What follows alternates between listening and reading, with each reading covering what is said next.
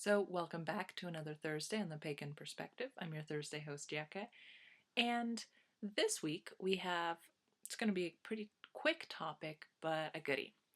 And we're talking about um, genderqueer or agender, things like that, other identifications in paganism. So, our question, or topic rather, is hello, I am Allie. And I hope I'm pronouncing that right. I apologize if I'm not.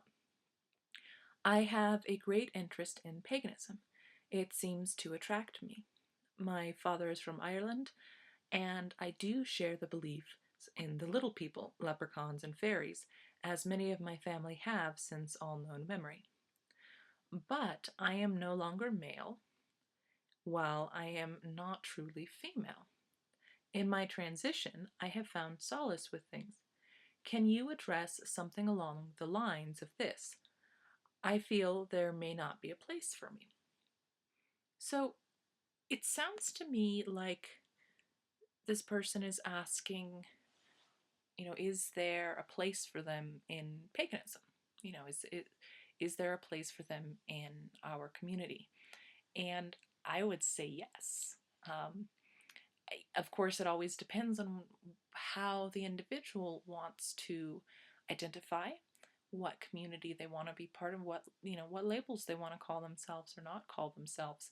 But I think my experience with paganism in general, and of course there are lots of different groups of paganism, but most pagans tend to be very accepting folks who really aren't that, they're not really that bothered, right? They don't, not that they don't care, right? Because they're often very interested folks, but that aren't really concerned about controlling what you're doing with your life or not. And again, there are exceptions because pagans are humans, like everybody else, and we're influenced by not only the choices about who we want to be in the cultures and the groups that we involve ourselves in, but we're also very influenced by what we come from and often aren't aware of those influences. But many of us really want to be welcoming and open, and frankly, however you are, great.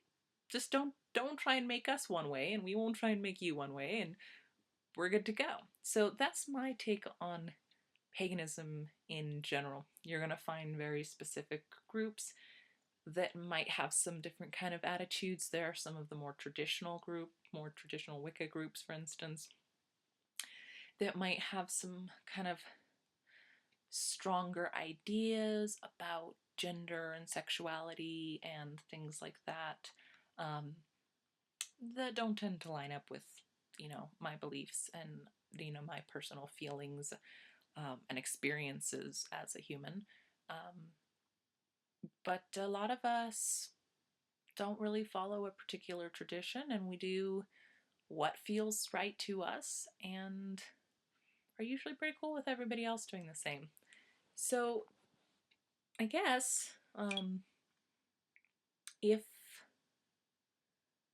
if we're a community that you'd like to be part of, it sounds like you probably have a tremendous amount to bring to the table, and to share and teach.